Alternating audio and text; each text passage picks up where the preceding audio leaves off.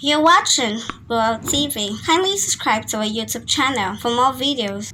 Click on the subscribe button and the bell beside it. These will notify you once we drop a new video. Thank you.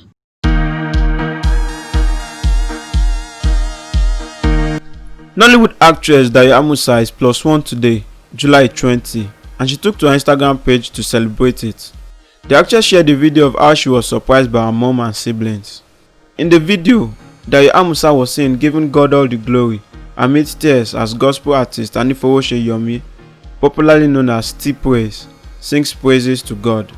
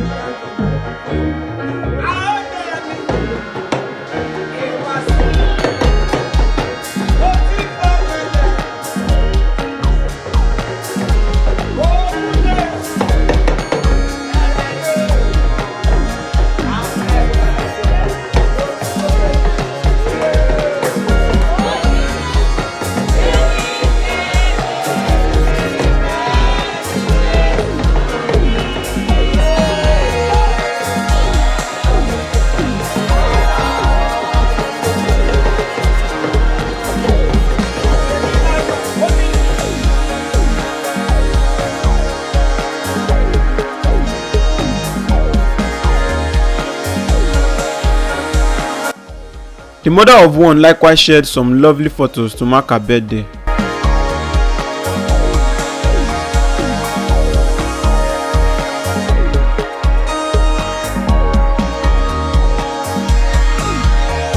Thanks for watching this video. Don't forget to click the subscribe button, kindly comment and share. Thank you, Boya TV.